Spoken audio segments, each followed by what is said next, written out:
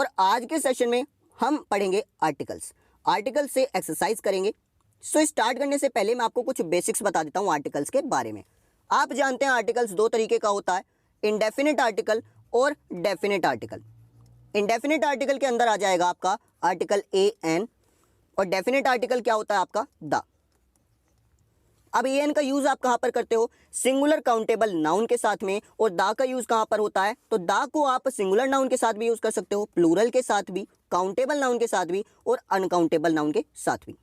दोनों के बीच में डिफरेंस क्या है? तो अगर मैं आपसे बोल रहा हूं अ बॉय, अगर मैं आपसे बोल रहा हूं अ बॉय, मैंने क्या किया? इंडेफिनिट आर्टिकल ए का यूज किया, तो इसका मतलब क्या निकलेगा? इसका मतलब निकलेगा एनी बॉय। यानी ये जो लड़का है, ये जो बॉय है, मैं इसको नहीं जानता ये कौन है, ये कोई भी हो सकता है। एनी बॉय, कोई भी लड़का हो सकता है। मैं किसी पर्टिकुलरली एक बंदे की बात नहीं कर रहा, मैंने सिर्फ कहा एक लड़का। अब कौन से लड़के की बात कर रहा हूं मैं? तो ये कोई भी हो सकता है। लेकिन अगर मैं इसी को बोलता दा बॉय, अगर मैं इसी को बोलता दा बॉय, तो यहां पर इसका मतलब क्या है? ये जो लड़का है, अब ये मैं किसी डेफिनेट एक लड़के की बात कर रहा हूं, मैं किसी पर्टिकुलर लड़के की बात कर रहा हूं, मैं किसी डेफिनेट लड़के की बात कर रहा हूं। क्लियर? तो होता क्या है, जब आपको नाउन के बारे में सिर्फ उसका नाम पता हो, उसके बारे में और इन्फॉर्मेशन ना हो, तो आप इंडेफिनिट आर्टिकल का यूज करते हैं। और जब आप नाउन को अच्छी तरीके से जानते हो, उसके बारे में काफी सारी इंफॉर्मेशन आपके पास है सेंटेंस में, तो आप आर्टिकल दा का यूज करते हो। क्लियर?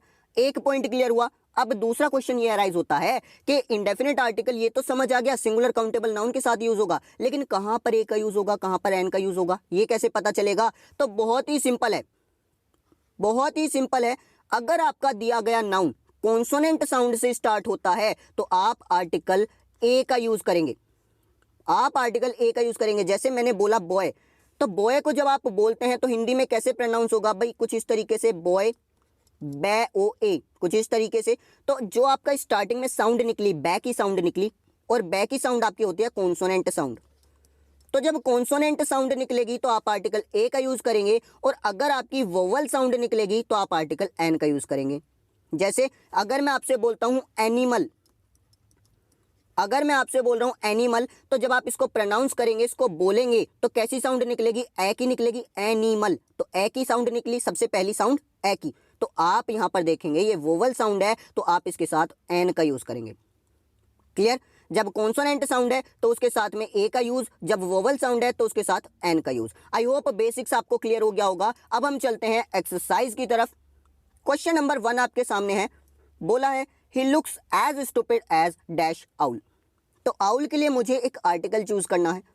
अब मैं जानता हूं यहां पर मेरा नाउन क्या है? आउल। आउल मेरा नाउन है, और ये कैसा है भाई? सिंगुलर है, सिंगुलर है, एक वचन है, और काउंटेबल भी है, मैं इसको काउंट कर सकता हूं। यानी इसके साथ ए भी आ सकता है, एन भी आ सकता है, और दा भी आ सकता है, तीनों करेक्ट होंगे।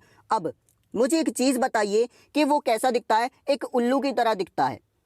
तो मैं क्या किसी पर्टिकुलर एक उल्लू की बात कर रहा हूं? क्या मैं पर्टिकुलर किसी एक उल्लू की बात कर रहा हूं? नहीं। तो यहां पर दा नहीं आएगा, क्योंकि दा का यूज जब होता है जब मैं किसी एक उल्लू की, एक पर्टिकुलर उल्लू की बात कर रहा हूं, या फिर उल्लू के बारे में, इस आउल के बारे में मेरे पास कुछ और इंफॉर्मेशन भी हो, इसमें आगे सेंटेंस में इसके बारे में कुछ और एडिशनल इंफॉर्मेशन दे रखी हो। तो ऐसा तो यहां पर कुछ है नहीं, तो दा नहीं आएगा। बचा मेरे पास या तो ए आएगा या तो एन आएगा। अब आप आइए प्रोनाउंसिएशन पर। तो जब आप आउल बोलते हैं तो स्टार्टिंग कैसे होगी? स्टार्टिंग की साउंड हो जाएगी ए की। आउल ए की साउंड हो गई, यानी वोवल साउंड है, और आप जानते हो वोवल के साथ में एन का यूज किया जाता है। यानी यहां पर ऑप्शन नंबर बी आपका करेक्ट हो जाएगा, ऑप्शन नंबर बी आपका करेक्ट हो जाएगा। नेक्स्ट आएंगे क्वेश्चन नंबर 2 पर। I bought dash horse dash ox and dash buffalo. तो आप देखें भाई, जितने भी ये नाउन है, ये सभी क्या है? सिंगुलर हैं और काउंटेबल है। हॉर्स मेरा एक वचन है, सिंगुलर है, और मैं इसको गिन सकता हूं भाई कितने घोड़े हैं, 1 है, 2 है, 3 है। उसी तरीके से ऑक्स भी सिंगुलर काउंटेबल है, और बफेलो भी सिंगुलर काउंटेबल है। और तीनों ही मेरे लिए अनजान है। ये जो हॉर्स लिखा है, ये कोई भी घोड़ा हो सकता है, कोई एक पर्टिकुलर घोड़े की बात तो की नहीं गई है, यानी यहां पर दा तो आएगा नहीं। तो दा यहां पर फर्स्ट ऑप्शन में आ रहा है, गलत हो गया। दा यहां पर भी ये गलत हो गया। अब मेरे पास बचे ऑप्शन नंबर ए और बी। तो आप जानते हो जब आप हॉर्स को बोलते हो तो स्टार्टिंग में कैसी साउंड आएगी? है की साउंड आएगी। और है कैसी साउंड है? कॉन्सोनेंट साउंड है। तो कॉन्सोनेंट के साथ में तो ए का यूज किया जाता है, यानी ऑप्शन नंबर ए मेरा करेक्ट हो जाएगा। क्लियर? ऑप्शन नंबर ए मेरा करेक्ट हो जाएगा। एन का यूज होगा ऑक्स के साथ में, क्योंकि जब आप ऑक्स बोलोगे तो कैसी साउंड आएगी, ऑ की, और ऑ की साउंड इसको कौन सी साउंड बोलते हैं भाई, ये होती है वोवल साउंड, ये होती है वोवल साउंड। उसी तरीके से जब बफेलो बोलोगे तो बफेलो कैसे स्टार्ट होता है, बै से, और बै कैसी साउंड है, ये कॉन्सोनेंट साउंड है, तो ए का यूज। तो जब भी कॉन्सोनेंट साउंड आए, जब भी कॉन्सोनेंट साउंड आए तो ए का यूज होगा, और जब भी वोवल साउंड आए तो एन का यूज होगा। क्लियर। नेक्स्ट मूव करते हैं क्वेश्चन नंबर 3 पर। बोला है द गाइड नोज डैश वे। अब यहां पर मेरा नाउन है वे, यानी रास्ता।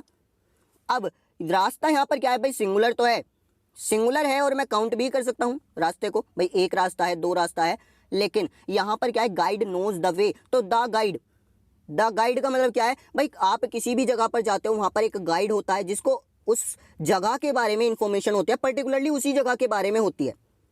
क्लियर। आप रेड फोर्ट गए तो वहां पर जो आपको गाइड मिलेगा वो सिर्फ रेड फोर्ट के बारे में आपको जानकारी दे सकता है, वहां के रास्तों के बारे में उसे पता है। अब आप उससे पूछने लगो बुलंद दरवाजे के अंदर क्या होगा, तो वो नहीं बता सकता। तो जो गाइड होता है वो अपने पर्टिकुलर वे को जानता है, अपने पर्टिकुलर जहां पर वो काम कर रहा है उसको जानता है।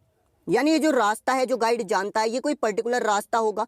और पर्टिकुलर जब कोई चीज करनी हो, जब किसी नाउन को पर्टिकुलर बनाना हो, तो वहां पर मैं डेफिनेट आर्टिकल द का यूज करता हूं। सो यहां पर ऑप्शन नंबर सी होगा। नेक्स्ट आएंगे क्वेश्चन नंबर 4 पर। Honest man speak dash truth. यहां पर मेरा नाउन क्या है, ट्रुथ। क्या मैं ट्रुथ को काउंट कर सकता हूं, सच को काउंट कर सकता हूं, नहीं काउंट कर सकता। ये मेरा अनकाउंटेबल नाउन है, यानी ए का यूज नहीं होगा और ना ही एन का यूज होगा, क्योंकि ए एन का यूज सिर्फ और सिर्फ सिंगुलर काउंटेबल नाउन के साथ होता है। तो ट्रुथ के साथ में क्या होगा, द आ जाएगा, ट्रुथ के साथ द का यूज होगा। क्लियर। ऑप्शन नंबर सी मेरा यहां पर करेक्ट हो जाएगा। नेक्स्ट मूव करेंगे क्वेश्चन नंबर 5 पर। बोला है copper is dash useful metal. अब यहां पर देखिएगा आपका नाउन क्या है, नाउन है मेटल, और यूजफुल क्या है, एडजेक्टिव। तो जब भी आपके नाउन से पहले एक एडजेक्टिव आ जाए तो अब आपको जो आर्टिकल लगाना है वो इस एडजेक्टिव के अकॉर्डिंग लगाना है। यानी जैसे यहां पर लिखा है यूजफुल मेटल, तो आप देखेंगे भाई नाउन क्या है मेरी, मेटल।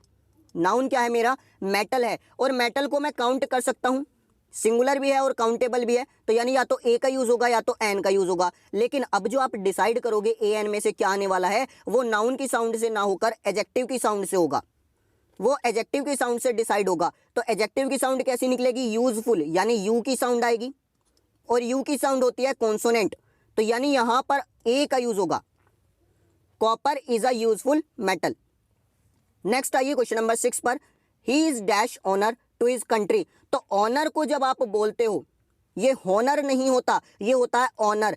ए की साउंड आएगी, ठीक है जी, ए की साउंड आएगी, और ए की साउंड होती है वोवल साउंड, यानी एन का यूज होगा यहां पर, ए का यूज ना होकर एन का यूज होगा, क्योंकि ऑनर ये आपकी एक वोवल साउंड है, और वोवल के साथ में एन का यूज होता है, ना कि ए का।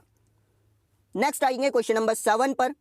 बोला है the children found dash egg in the nest. यहां पर एग मेरी नाउन है, इसके लिए आर्टिकल चाहिए। अब एग आप देख रहे हो सिंगुलर है, एक वचन है, और काउंटेबल भी है, मैं इसको काउंट कर सकता हूं, गिन सकता हूं। तो सिंगुलर काउंटेबल नाउन के साथ में आर्टिकल ए एन द, इनमें से क्या आएगा, तो भाई जब आप एग को प्रोनाउंस करोगे, बोलोगे, तो क्या आएगा यहां पर भाई, एग, ए की साउंड आ रही है, एग यानी ए की साउंड आ रही है, और ये होती है वोवल साउंड, यानी एन का यूज होगा, ऑप्शन नंबर बी। फिर बोला है English is dash easy language. तो यहां पर नाउन क्या है मेरा, लैंग्वेज। अब लैंग्वेज मेरा क्या है, सिंगुलर है और काउंटेबल भी है, तो यहां पर अब इसके साथ एडजेक्टिव क्या आया, इजी। सिंगुलर काउंटेबल है, यानी ए एन दोनों का यूज हो जाएगा, और एडजेक्टिव आ रहा है इजी, तो मैंने कहा भाई इजी की साउंड से डिसाइड करेंगे कि ए आएगा या एन आएगा। तो जब आप इजी बोलते हो तो सबसे पहली साउंड ई की आती है, सबसे पहली साउंड ई की आती है, और ये भी क्या है मेरी, ये भी मेरी वोवल साउंड है, यानी ऑप्शन नंबर बी करेक्ट हो जाएगा, एन। आंसर क्या हो जाएगा, option number B, an. Next आएंगे क्वेश्चन नंबर 9 पर। Dash sun shines brightly. तो सन के लिए मुझे आर्टिकल चाहिए, और सन को एक चीज याद रखिए भाई, ये एक हेवनली बॉडी है, ये एक आकाशीय पिंड है, और ये एक यूनिक चीज है, अपनी तरह की इकलौती चीज है, अनोखी चीज है, यूनिक है। तो कोई भी चीज जो अपने आप में यूनिक हो, उसके लिए आर्टिकल द का यूज किया जाता है। ये फैक्ट आप लिख लीजिए, नोट कर लीजिए। तो सन हो गया, अर्थ हो गया, मून, प्लैनेट, ये जितने भी हैं, ये सब क्या है, अपने आप में अनोखे हैं, यूनिक हैं, तो इन सभी के साथ में द का यूज होता है, यानी the sun, the moon, the earth. इसके बाद क्वेश्चन नंबर 10 है, French is dash language of dash people of England. तो लैंग्वेज के साथ सबसे पहले देखते हैं आर्टिकल क्या आएगा। लैंग्वेज अगर देखा जाए तो सिंगुलर भी है, काउंटेबल भी है, यानी ए एन भी आ सकता है और दा भी आ सकता है। क्लियर? लैंग्वेज के लिए अब ये जो लैंग्वेज है, क्या मैं किसी भी लैंग्वेज की बात कर रहा हूं?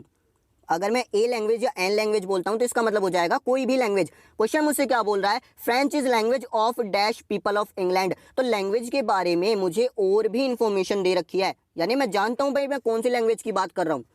और जब कोई भी नाउन पर्टिकुलर हो, मैं उसके बारे में जानता हूं, तो वहां पर दा का यूज होता है, ना कि ए एन का। क्लियर? तो यानी इतना कंफर्म है भाई, ये जो फिलर है यहां पर आएगा दा। नेक्स्ट वाला चेक करते हैं, तो language of dash people of England. तो पीपल क्या है आपका? पीपल मेरा प्लूरल है, तो प्लूरल के साथ में दा का ही यूज होगा, क्योंकि ए और एन का यूज किसके साथ होता है भाई? सिंगुलर और काउंटेबल के साथ में। तो पीपल कैसा? प्लूरल, यानी ना तो ए आएगा ना तो एन आएगा। क्लियर? यानी ये गलत हो गया, ऑप्शन नंबर सी मेरा यहां पर करेक्ट होगा। एक एक कॉन्सेप्ट आपको समझा दूंगा मैं इस सीरीज के थ्रू, और ये तो बस आपकी स्टार्टिंग है। Question number 11, Rohit is dash untidy boy. तो यहां पर अनटाइडी बॉय में बॉय आपका नाउन है और अनटाइडी आपका एडजेक्टिव है। मैंने कहा नाउन को देखिए, ये नाउन मेरा बॉय है, सिंगुलर भी है और काउंटेबल भी है, लेकिन जो साउंड होगी वो किसके अकॉर्डिंग आएगी? एडजेक्टिव के अकॉर्डिंग। तो एडजेक्टिव जो है वो है अनटाइडी। जब मैं अनटाइडी को बोलता हूं तो स्टार्टिंग में कैसी साइन आपकी साउंड आएगी? ए की। अनटाइडी ए की साउंड आई, ये आपकी एक वोवल साउंड होती है, यानी यहां पर हो जाएगा आपका an, option number B. Next आइए, I have come without dash umbrella. यहां पर नाउन है मेरा अम्ब्रेला, तो अम्ब्रेला को जब आप बोलेंगे हिंदी में तो कैसे स्टार्ट होगा भाई? अम्ब्रेला, ए की साउंड आ रही है सबसे पहले, अम्ब्रेला ए की साउंड, यानी फिर से वोवल साउंड, फिर से एन आ जाएगा। क्लियर? बहुत ही आसानी से समझा दूंगा, पूरी इंग्लिश ग्रामर आपको क्लियर हो जाएगी। और किसी भी एग्जाम की तैयारी कर रहे हो सभी के लिए इंपॉर्टेंट है। फटाफट से आ जाएंगे क्वेश्चन नंबर 13 पर, dash lion is dash king of beasts. तो यहां पर अगर देखा जाए तो भाई आगे यहां पर ये जो किंग लिखा हुआ है इसके साथ तो दा आएगा, इतना तो कंफर्म है। किंग के साथ तो दा आएगा, इतना कंफर्म है। यानी अगर मैं बात करता हूं तो भाई यहां पर दा कहां पर लिखा हुआ है? ऑप्शन नंबर सी में लिखा हुआ है और बी में लिखा हुआ है। लेकिन एक चीज देखिएगा, क्योंकि भाई किंग अगर आप इसको सिंगुलर मान के भी करते हैं तो कैसी साउंड आएगी भाई? किंग, यानी कै की साउंड आ रही है। स्टार्टिंग में साउंड कैसी आ रही है? कै की, और कै कैसी साउंड है? कॉन्सोनेंट, तो यानी ए आना चाहिए। अगर आप यूज करना भी चाहें तो एन तो किसी भी कीमत पे नहीं आएगा। चलिए जी, यानी क्लियर हो गया भाई, या तो बी होगा या तो सी होगा। अब कॉन्सेप्ट आता है लायन का। तो लायन को जब आप बोलोगे तो भाई ये भी किससे स्टार्ट हो रहा है? ले से, और ये भी कैसी साउंड है? कॉन्सोनेंट साउंड है। तो यानी यहां पर अगर देखा जाए तो भाई एन का यूज नहीं होगा, एन का यूज नहीं होगा, क्योंकि ले साउंड कैसी है? कॉन्सोनेंट, तो एन का यूज नहीं होगा। और बचा क्या यहां पर? दा बचा, तो ऑप्शन नंबर सी करेक्ट होगा। अब एक चीज देखिएगा, यहां पर ये जो फिलर है, यहां पर अगर क्वेश्चन के अकॉर्डिंग देखा जाए तो ऑप्शन में दा दे रखा है, मैंने करेक्ट कर दिया, लेकिन यहां पर दा की जगह ए भी यूज हो सकता है। A lion is the king of beasts. दोनों में डिफरेंस क्या होगा? जब मैं बोल रहा हूं आ लायन, तो इसका मतलब ये कोई भी लायन हो सकता है, एनी लायन। ठीक है जी, एनी लायन। और अगर मैं आपसे बोल रहा हूं दा लायन, तो दा का मतलब क्या है? मैं पर्टिकुलरली किसी एक शेर की बारे में बात कर रहा हूं, या तो मैं उसको देख रहा हूं, भाई मेरे सामने शेर खड़ा है, मैं बोल रहा हूं the lion is the king of beasts, यानी ये जो शेर है मैं उसकी बात कर रहा हूं जो मुझे दिख रहा है, या फिर मैं जिसके बारे में बात कर रहा हूं। तो दा क्या करता है? नाउन को पर्टिकुलराइज कर देता है। क्लियर? नेक्स्ट मूव करेंगे क्वेश्चन नंबर 14 पर। बोला है dash times of India is dash popular daily. अब आप जानते हो टाइम्स ऑफ इंडिया क्या है? एक अखबार का नाम है, न्यूज़पेपर का नाम है। और कोई भी अखबार का नाम हो, पत्रिका का नाम हो, मैगजीन का नाम हो, उसके नाम से पहले हमेशा आर्टिकल दा का यूज होता है। इसको फटाफट से नोट कर लेंगे। यानी ऑप्शन नंबर ए गलत हो गया, ऑप्शन नंबर डी गलत हो गया। बचा क्या मेरे पास? बी और सी। दोनों में चेक कर लेंगे भाई, पॉपुलर से पहले या तो ए आएगा या तो एन आएगा। तो जब आप पॉपुलर को बोलते हो तो हिंदी में कैसी साउंड आएगी? पै की साउंड आएगी, और ये होती है आपकी कॉन्सोनेंट साउंड। तो कॉन्सोनेंट के साउंड के साथ में तो आर्टिकल ए का यूज किया जाता है। क्लियर? यानी ऑप्शन नंबर सी करेक्ट होगा। कॉन्सोनेंट साउंड के साथ में आर्टिकल ए का यूज होता है, ना कि एन का। सो यहां पर ऑप्शन नंबर सी करेक्ट होगा। नेक्स्ट आएंगे क्वेश्चन नंबर 15 पर। बोला है dash Punjab where he was born is dash dirty city. तो भाई कोई भी स्टेट का नाम है, कोई भी कंट्री का नाम है, उससे पहले आर्टिकल द का यूज नहीं होता। लेकिन पंजाब आपका एक एक्सेप्शनल केस है, पंजाब एक एक्सेप्शनल केस है, यहां पर इसके साथ में द का यूज हो जाएगा, the Punjab.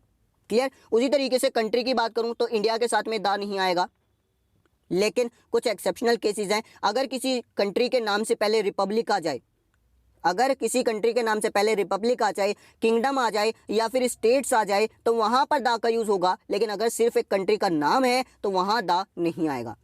Same the UP नहीं बोल सकता, द महाराष्ट्र नहीं बोल सकता, द गुजरात नहीं बोल सकता, लेकिन पंजाब एक अपवाद है, एक एक्सेप्शन है कि भाई इसके साथ द आ जाएगा। तो ये तो कंफर्म है पंजाब के साथ द आएगा, यानी ए नहीं आ सकता, एन नहीं आ सकता। क्लियर करेंगे भाई। आगे लिखा है डर्टी सिटी, डर्टी सिटी लिखा है तो भाई यहां पर डर्टी डे की साउंड आ रही है, पहली साउंड कैसी आ रही है, डे की। और डे आपकी कैसी साउंड है, कॉन्सोनेंट साउंड है, डे आपकी कॉन्सोनेंट साउंड है, यानी ए का यूज होगा। तो यहां पर ऑप्शन नंबर सी मेरा करेक्ट हो जाएगा। दा मैंने क्यों नहीं लगाया, ऑप्शन नंबर डी क्यों गलत है। तो भाई यहां पर अगर मैं बोल देता हूं दा डर्टी सिटी तो यहां पर सेंस नहीं निकलेगा, क्योंकि ये जो डर्टी सिटी है, क्लियर, नाउन क्या है मेरा, यहां पर नाउन है मेरा सिटी, ध्यान से देखिएगा, नाउन है मेरा सिटी और इससे पहले आर्टिकल लगा हुआ है डर्टी। तो सिटी कैसा नाउन है भाई, सिंगुलर भी है और काउंटेबल भी है। और मैं इस सिटी के बारे में और कुछ नहीं जानता, इसके बारे में अगर मैं कुछ और जानता तब मैं इसके साथ दा का यूज कर सकता था। क्लियर। चलिए जी नेक्स्ट आ जाएंगे भाई फटाफट से क्वेश्चन नंबर 16 पर। बोला है mister Munna Tripathi is dash MLA. MLA क्या है आपका, एक एब्रीविएशन, एक शॉर्ट फॉर्म है। तो याद रखिए शॉर्ट फॉर्म के साथ में आप आर्टिकल ए का यूज करेंगे या तो आर्टिकल एन का यूज करेंगे, या तो आर्टिकल ए का यूज करेंगे या तो आर्टिकल एन का यूज करेंगे। और अगर बात की जाए एमएलए की तो सेम वही चीज, प्रोनाउंसिएशन देखेंगे कि भाई पहली साउंड कौन सी आ रही है। जब मैं बोल रहा हूं एमएलए तो एम कैसे बनता है भाई, एम बनता है ऐसे, हिंदी में एमएलए। क्लियर। एमएलए कुछ इस तरीके से बनेगा। तो पहली साउंड आ रही है ए की, ए की साउंड आ रही है पहली, जो होती है वोवल साउंड, यानी यहां पर मेरा ऑप्शन नंबर बी करेक्ट होगा भाई, एन आ जाएगा। Mister Munna Tripathi is an MLA. फटाफट से आ जाएंगे क्वेश्चन नंबर 17 पर। Dash Bible is a Holi book. तो बाइबल क्या है भाई, आप जानते हो ये एक धार्मिक ग्रंथ है या फिर बोलिए महाकाव्य है। तो कोई भी एपिक हो, कोई भी एपिक हो, धार्मिक ग्रंथ हो या महाकाव्य हो, उसके नाम से पहले याद रखिए आर्टिकल दा का यूज होगा, यानी ऑप्शन नंबर सी करेक्ट हो जाएगा।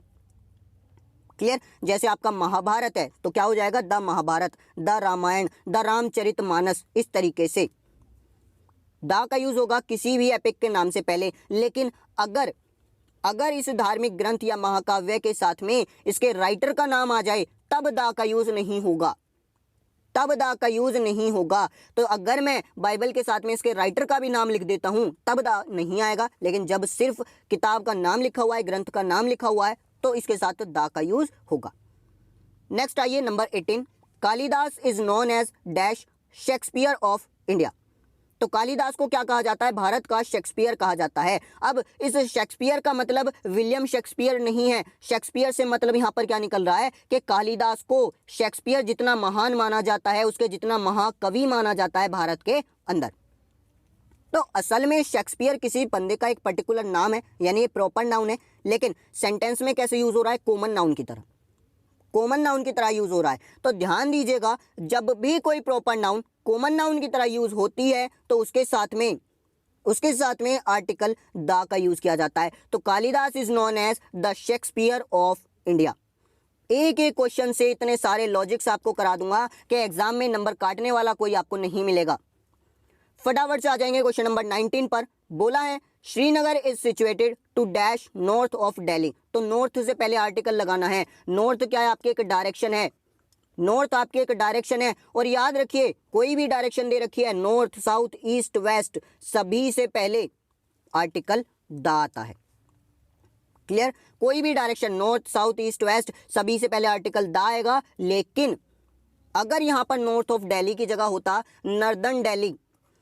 नर्दर्न दिल्ली होता या फिर नर्दर्न अमेरिका होता तो इसके साथ दा का यूज नहीं किया जाता। तब इसके साथ दा का यूज नहीं होता। तो याद रखिए भाई, अगर सिर्फ डायरेक्शन दे रखी है तो दा का यूज होगा, लेकिन अगर डायरेक्शन के साथ कोई जगह का नाम दे दे, स्टेट कंट्री का नाम दे दे, तब वहां पर आप दा का यूज नहीं कर सकते। कंफर्म? फटाफट से नेक्स्ट मूव करेंगे क्वेश्चन नंबर 20 पर। These pencils cost 1 rupee dash dozen. तो आपको नहीं लगता यहाँ डैश में आना चाहिए पर, क्योंकि आपको रेट बताया जा रहा है कि भाई वो जो पेंसिल्स हैं, वो जो आपकी पेंसिल हैं वो क्या है, 1 रुपये पर डजन कॉस्ट करती हैं, पड़ती है। क्लियर? यानी हर एक दर्जन की कॉस्ट कितनी है, 1 रुपये। तो पर जब आपको दिखाना है, पर के सेंस में मैं यहाँ पर आर्टिकल ए का यूज कर सकता हूँ।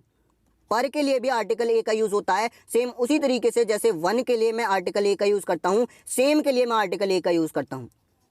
क्लियर? तो होता क्या है भाई, पुरानी जो आपकी इंग्लिश है उसमें बोला जाता है 1 रुपी पर डजन, अब क्या बोला जाता है 1 रुपी आ डजन। उसी तरीके से वन के सेंस में भी अब ए का यूज होता है, सेम के सेंस में भी अब ए का यूज होता है। जैसे मैं बोलता हूँ you and I are of same nature, यानी तुम और मैं एक प्रवृत्ति के इंसान हैं, सेम नेचर के इंसान हैं, तो सेम ना बोलकर बोला जाता है A, U and I are of a nature. Clear? तो ये याद रखिएगा, ये कुछ मॉडर्न इंग्लिश के केसेस हैं। दूसरी चीज, किसी भी चीज की दर आपको बतानी है, किसी भी चीज का रेट बताना है, भाव बताना है, तो वहां पर आप ए का यूज करते हैं मॉडर्न इंग्लिश में। नेक्स्ट आएंगे number 21। Peter thinks that this is quite dash cheap restaurant. तो यहां पर नाउन है मेरा रेस्टोरेंट, और नाउन से पहले एडजेक्टिव आया है चीप।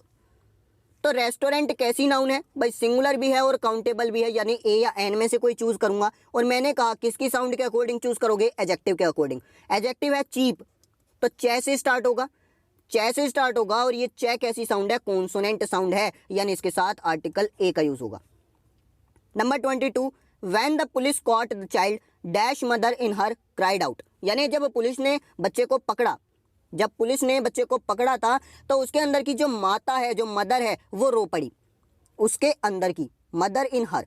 तो ध्यान दीजिएगा भाई, मदर क्या है, मदर असल में एक कॉमन नाउन है, लेकिन अगर सेंटेंस में देखा जाए तो ये माता वाला एक भाव आ रहा है। यानी हुआ क्या कि भाई बच्चे को पुलिस ने पकड़ा, तो उसके अंदर क्या है, ममता जाग उठी।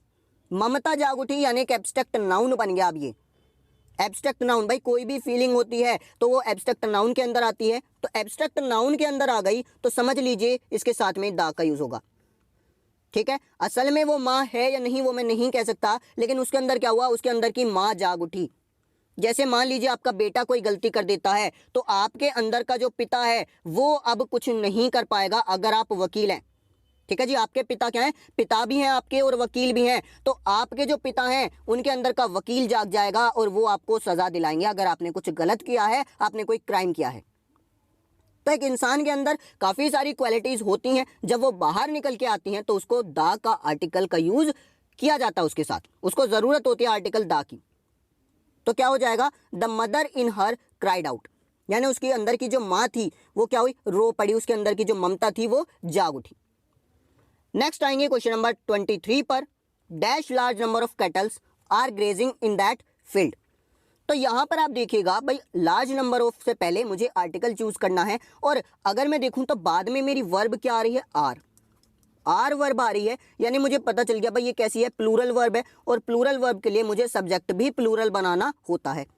और मैंने आपको पढ़ा रखा है कि भाई ये कैसे प्लूरल बनेगा, तो यहां पर अगर आप ए का यूज करोगे तब ये आपका सब्जेक्ट प्लूरल होगा। A large number of cattle, ये कैसा सब्जेक्ट है, ये प्लूरल सब्जेक्ट है, और इसी के साथ में आगे चलकर आपने आर का यूज किया, एक प्लूरल वर्ब का यूज किया। समझ गए? यानी ऑप्शन नंबर ए करेक्ट होगा। एक चीज यहां से समझ लेना कि आर्टिकल्स को पढ़ने के लिए आपने क्या किया, वर्ब का सहारा लिया, तो कंप्लीट इंग्लिश आपको पढ़ना होगा, तभी चीजें समझ आएंगी। फटाफट से आ जाएंगे नंबर 24 पर। Dash magistrate and dash collector were coming. यहां पर भी सेम चीज आपने देखा, आगे जाकर आ रहा है वर। वर कैसी आपकी वर्ब है, प्लूरल वर्ब है, यानी आपको सब्जेक्ट भी कैसा बनाना है, प्लूरल। और आप जानते हो भाई प्लूरल का मतलब होता है एक से ज्यादा। तो कलेक्ट, ये जो मजिस्ट्रेट है और ये जो कलेक्टर है, ये दोनों अलग अलग व्यक्ति आपको बनाने हैं। तो आप क्या कर सकते हैं, मैंने बताया था कोई भी दो व्यक्ति को अगर अलग अलग आर्टिकल दे दिया जाए तो वो अलग अलग होते हैं। लेकिन अगर मैं बोलता हूं द मजिस्ट्रेट एंड कलेक्टर, अगर ये देखिए मेरे पास ये दो पर्सन है, एक बंदा ये है, दूसरा बंदा ये है, ये मान लीजिए क्लास टीचर है और ये क्या है, आपकी इंग्लिश टीचर। ये आपकी क्लास टीचर है और ये आपकी इंग्लिश टीचर है। तो अगर मैं दोनों से पहले आर्टिकल लगा देता हूं तो ये दोनों अलग अलग पर्सन हो गए।